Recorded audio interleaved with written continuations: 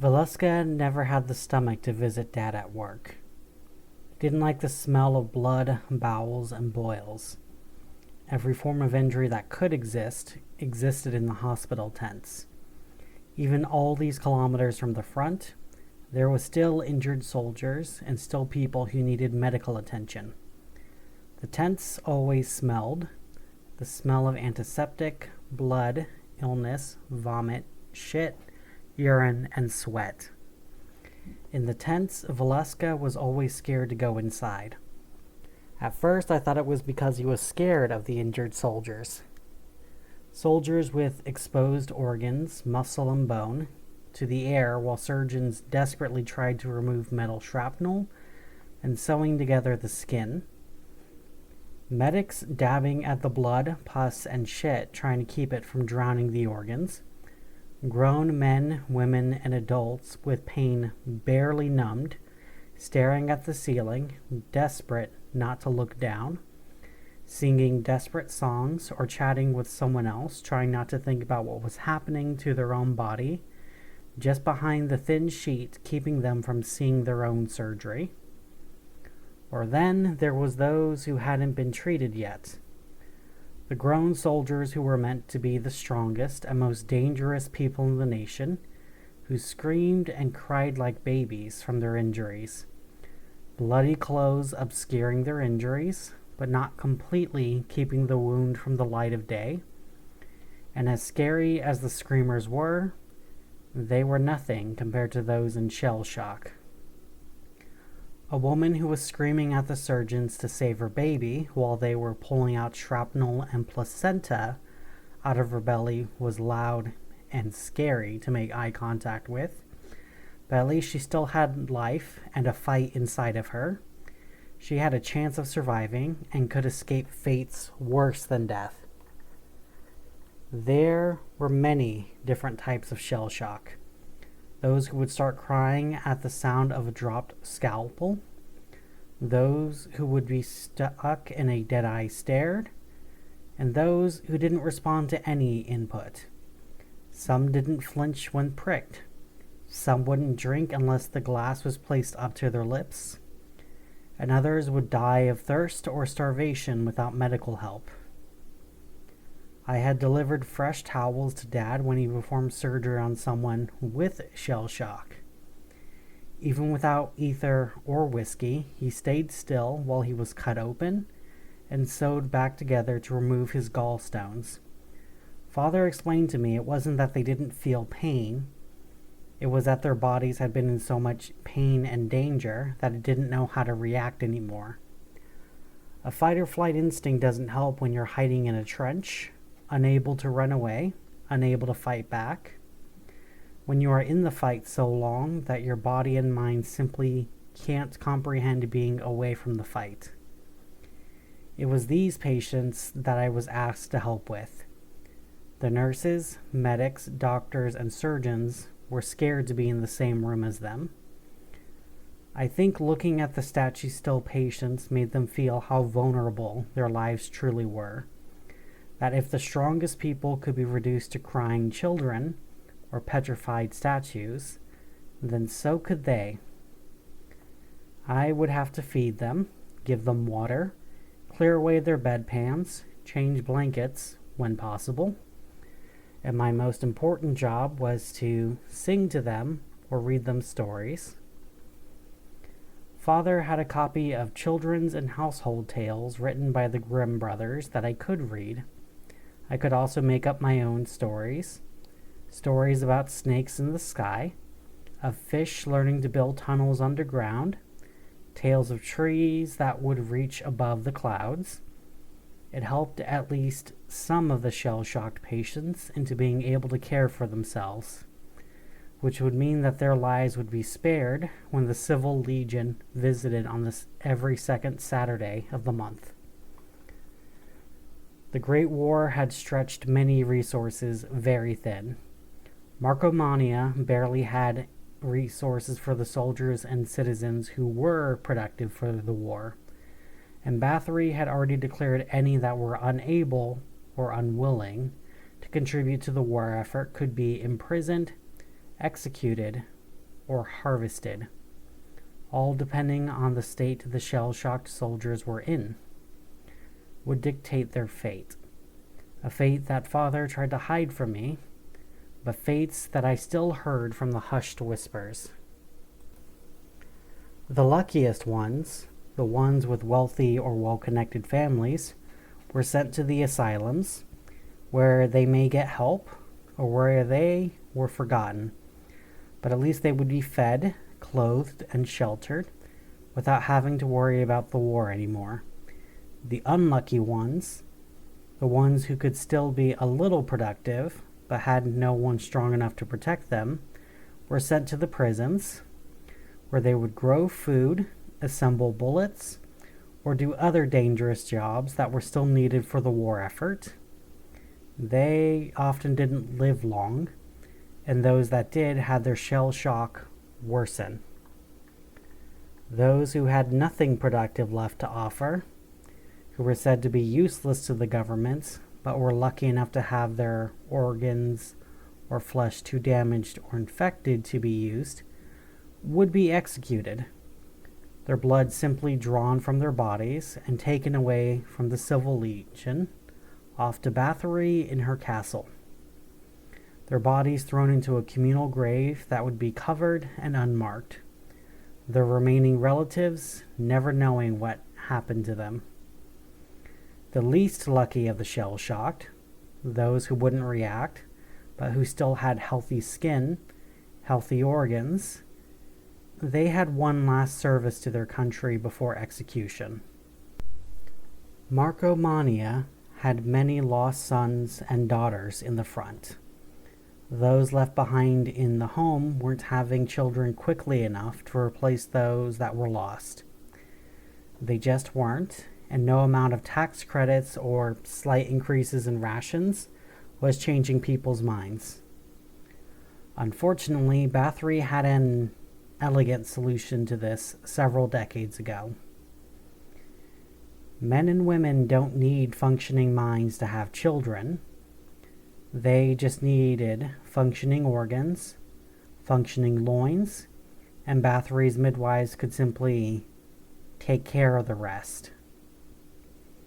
I don't know the exact process they used, but Father whispered about how recently the midwives could harvest semen from men who had been dead for several hours, as long as the genitals were intact, and how they could harvest eggs from dead women as long as they died within the hour and the uterus was intact.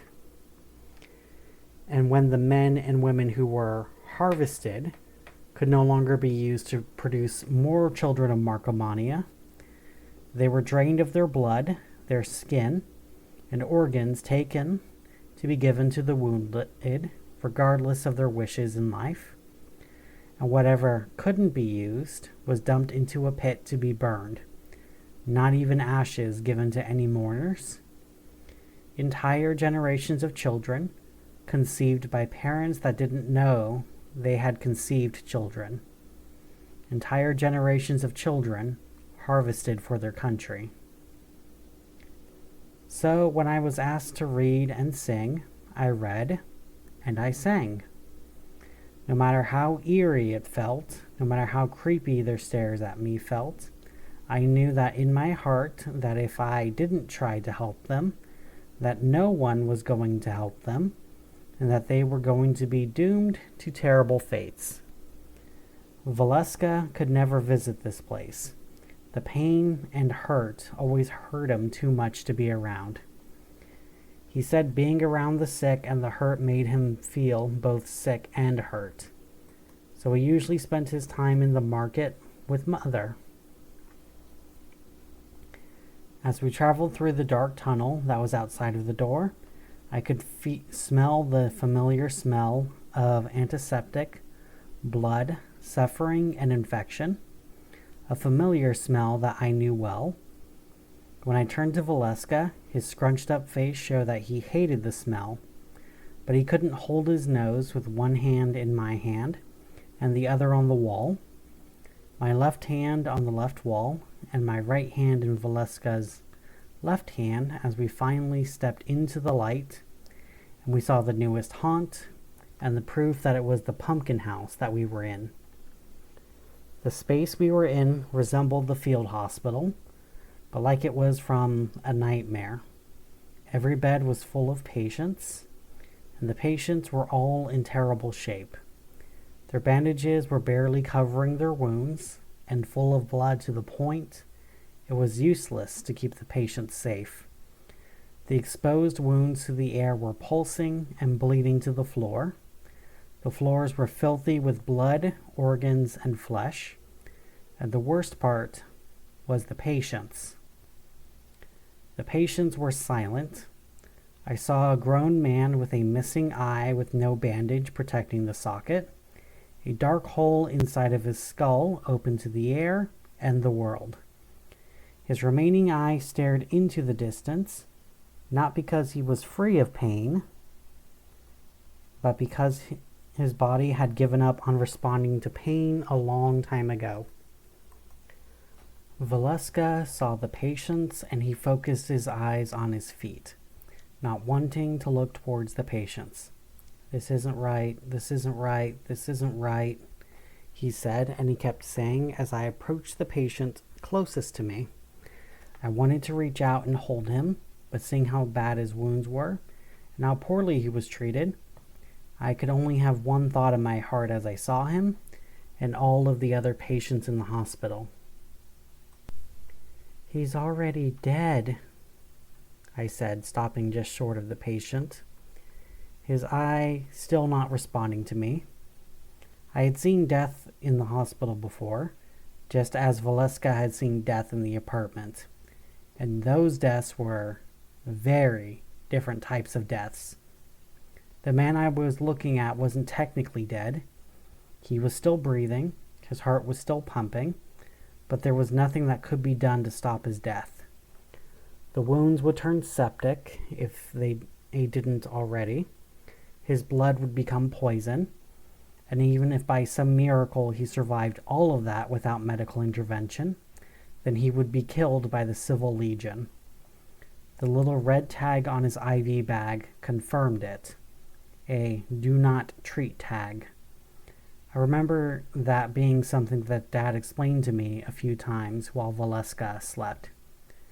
Some patients aren't dead when they ask for help, but there is nothing that can be done, so they are marked by the "do not treat" tag to avoid wasting precious resources on a patient that wouldn't recover. I looked over all the beds with all of the patients. All of them had the red "do not treat" tags. "I'm so sorry," I said as I turned from him, and I went back to Valeska. He was scared because he was scared of the patients. I was scared because I was scared for them. They weren't even given company in their last moments. What kind of cruel doctors or nurses would do that? The voice came first, soft, familiar. "Do I hear that I have 2 more patients?" My heart skipped for a moment. The fear inside me cracked open and light poured in. I knew that voice. I knew it. "Father," I called, my voice raw from the rot, stinking air. He stepped from behind the curtain, and at first I was sure it was him. The same tall frame, the same frayed cuffs, the same lenses smeared with fingerprints. He looked tired, yes, but Father was always tired. His hands hung low and careful, the way surgeons hold their hands when they've scrubbed in. And yet, something was wrong. The light from the surgical lamps flickered against his skin, and each flicker changed him slightly. His eyes too round, his teeth too white, the smile stretched a heartbeat too long. Each time the light blinked, it was like his face had been redrawn by someone who had seen my father once and was trying to remember him. The smell of antiseptic swelled, sour and chemical, burning the back of my throat. Underneath it, the metallic tang of blood never faded. It mixed with the stink of wet bandages, the dampness of bodies left too long without air. My lungs burned when I breathed. Valeska's hand tightened in mine. His breathing was ragged, shallow. "That's not him," he said softly. "Don't be silly," I whispered. "He's right there." But Valeska wasn't looking at the doctor. He was looking around him. His pupils had gone wide, swallowing nearly all the color. He's got people behind him," Valeska whispered. "They're inside his shadow. They're moving." I saw nothing. Only Father, or whoever he was, smiling at me, voice low and gentle. You've done such good work here, Nadia. You've helped the wounded. But you look pale, my dear. Come, let me take care of you now. Something broke in me then. Relief. Gratitude. I wanted to believe. I needed to. After everything, the smell, the screaming, the endless red-tagged beds, I wanted someone to tell me it was all right. He reached out his hand. It was steady, sure, and cold. The skin on his knuckles looked stretched too tight, shiny, almost translucent. When his fingers brushed my shoulder, I felt the kiss of metal, so quick I almost didn't notice. Then came the sting, the prick of a needle. I gasped. "Father?" That's it. Good. He said, and for the first time, I heard something underneath his voice, a faint hum, like flies behind a curtain. It's only medicine to calm your nerves, my dear. The liquid rushed through me, ice water in my veins. My heart clenched, then stuttered. Valeska screamed. I turned toward him and froze. The doctor's skin was peeling at the edges. His left cheek sagged, showing a sliver of dark flesh underneath, as though a wax figure were melting in slow motion. The shadows clung to him like wet cloth. From them stepped figures, nurses in torn uniforms, mouths sewn shut with thick black thread. The stitches wriggled when they breathed. Prepare the beds, He said, voice different now, no longer the voice of a father caring for his child, but the indifference of a doctor speaking about a patient. 2 new patients. Non-responsive. My vision wavered. I could taste copper in the back of my mouth.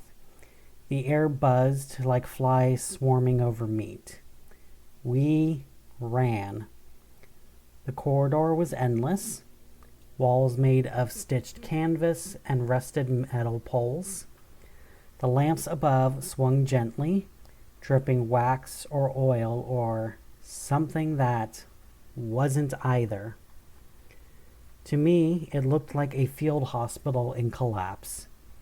Bodies on cots, leaking fluids. The bandages, gray and slick. Flies thick enough to blur the air.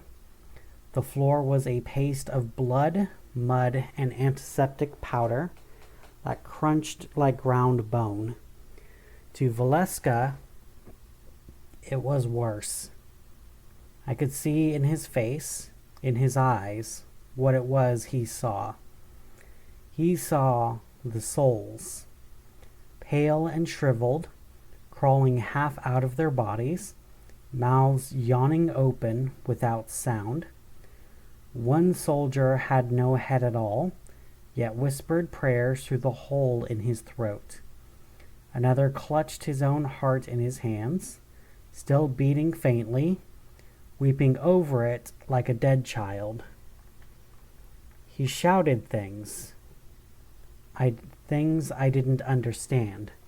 Names, numbers, warnings. But all I heard was the sound of blood dripping. Drip, drip, drip. Too rhythmic, too constant. It wasn't dripping. It was ticking. Tick, tick, tick. We turned a corner. A patient sat upright, eyes staring at the ceiling. A red tag dangled from his IV line. Do not treat. He didn't blink, didn't breathe right. When I passed him, his head turned, bones cracking. You'll be one of us, he whispered.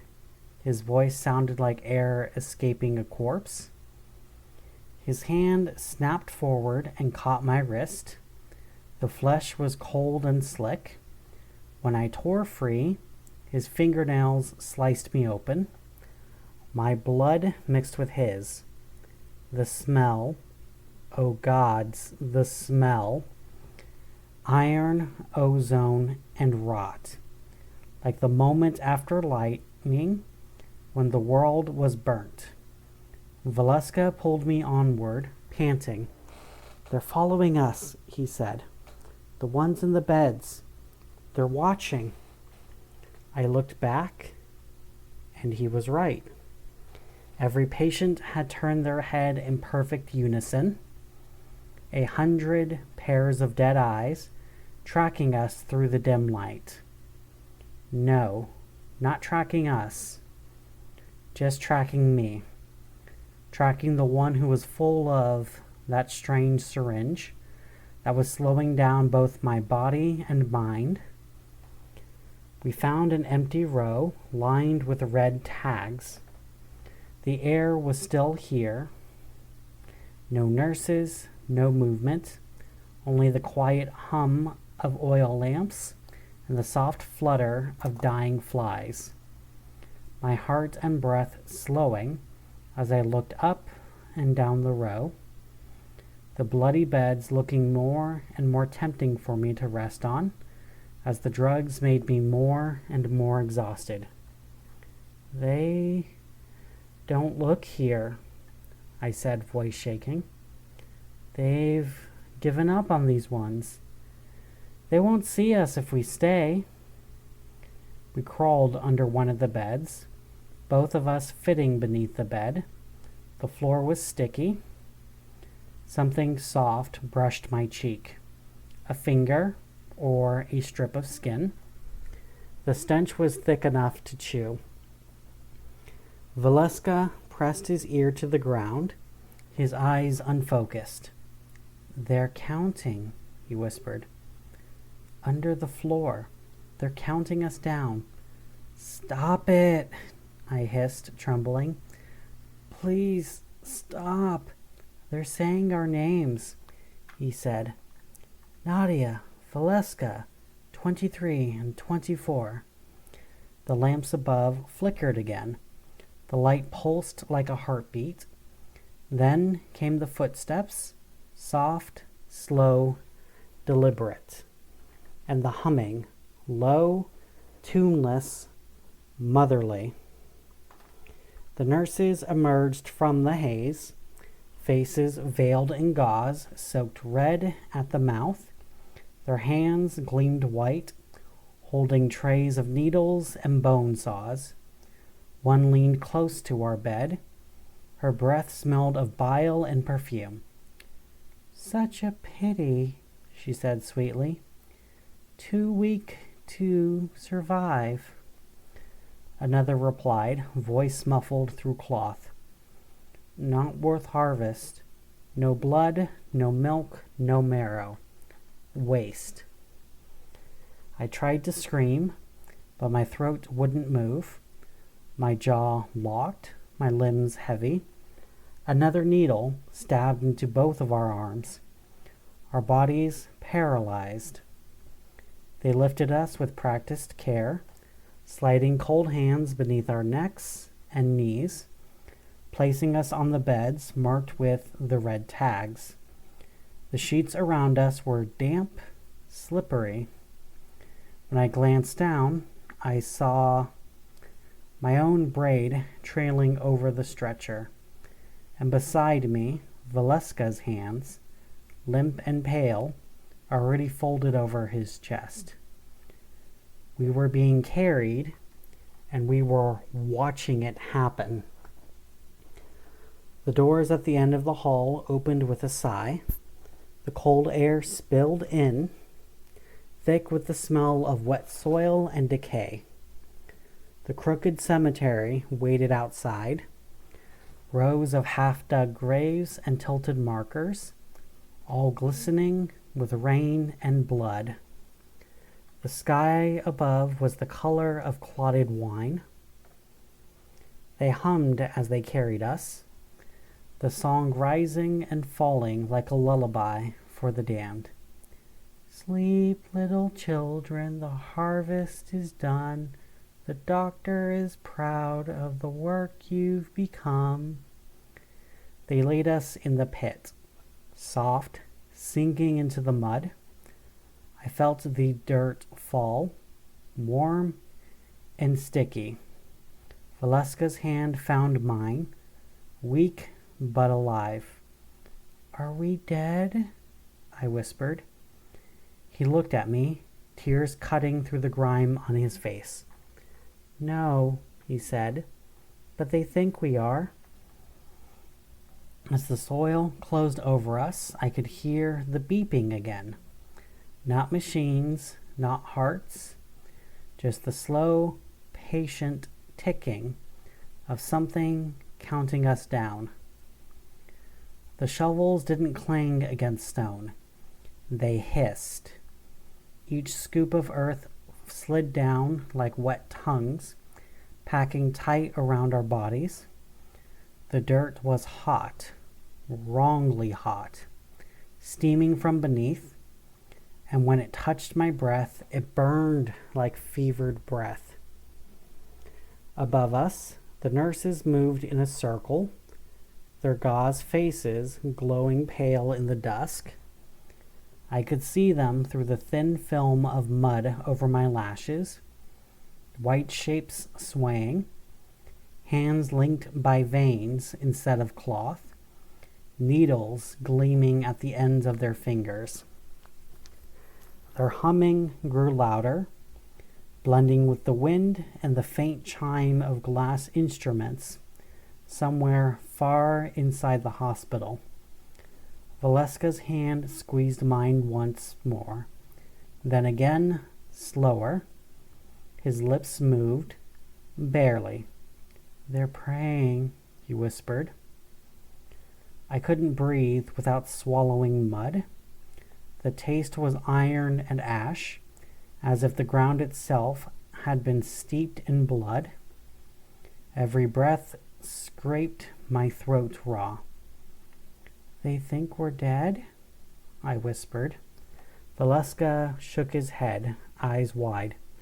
They know we're not. They're waiting for us to stop. The humming changed. The nurses began to count, not in numbers, but in tones, long, droning notes that rose and fell like bellows. On every fourth note, they thrust their hands downward, and I felt the vibration through the soil, a tremor that made my bones itch. Valeska stiffened. His pupils rolled back, showing white. They're calling the souls up, he said. The ones under us, they're pushing them through. I didn't want to hear. I didn't want to see. But the soil began to move. Something beneath us shifted, soft, then firmer. Fingers that weren't ours. They slid through the mud, brushing against my calves, my spine, my hair. I screamed without sound, my mouth filling with grit. Valeska convulsed. They're angry, he choked. They think we stole their graves. The air inside the pit turned thick. It wasn't air anymore. It was vapor, chemical and sour, rising from the ground like breath from an open wound. My flesh crawled as it soaked through my clothes, the smell of ether and rotting lilies clinging to every pore. Above us, the nurses leaned closer. Their humming became words now, low and syrupy. We mend the flesh, we bleed the clay, 2 for marrow, none for day. One nurse lifted a lantern. The light spilled down in yellow ribbons, catching the slick threads of worms and bits of bone that wriggled through the soil. She tilted her head as if studying a patient. The gauze over her mouth bulged outward, then split. A dark fluid poured through the seams and dripped onto my cheek. It was warm, sweet, copper and sugar. My stomach lurched. Valeska began to laugh, a broken, frightened laugh that sounded like sobbing.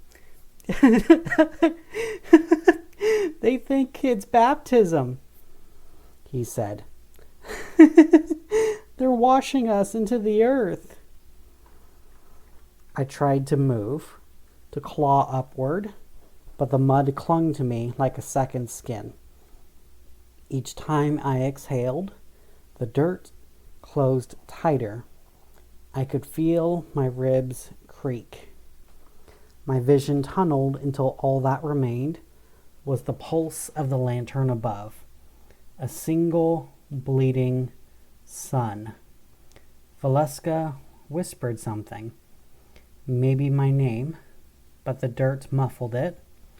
When I turned toward him, his face was half buried, lips blue, eyes open.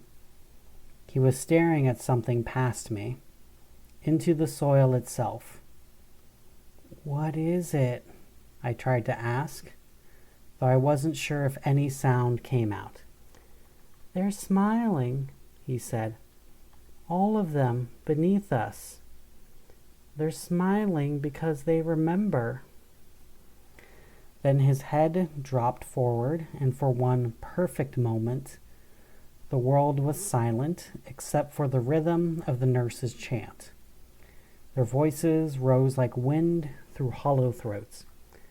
1 for the doctor, 1 for the womb. Sleep now, children, make more room. The soil began to breathe. Each inhale pulled us deeper. Each exhale rattled our bones.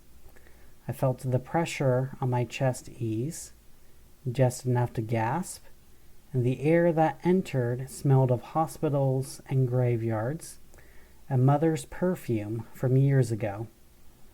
I wanted to cry, I wanted to pray, but my mind was slipping, the edges of thought dissolving like sugar in tea. And then a sound, faint, mechanical, beeping. It came from the earth below, slow and patient, a heartbeat that wasn't ours. The nurses stopped singing. One tilted her head, listening. Her lantern swung once, and the light passed over her face. There was nothing beneath the gauze. No mouth, no jaw, only black hollows dripping that same sweet fluid. She whispered, almost kindly, Vitals stable. Bury them deeper. Shovels again. Wait. Dark. The last thing I felt was Valeska's fingers brush mine, still warm, and the faint tremor of something alive moving in the soil beside us. Something breathing with us. Something waiting. And then the world went quiet. Only the smell of antiseptic, only the taste of blood and dirt, only the hum of 1,000 flies whispering under the ground. The lullaby returned, distant now, fading like memory. Sleep, little children, the harvest is done. The doctor is proud of the work you've become. Then nothing. Only the slow, patient ticking beneath the soil, counting down.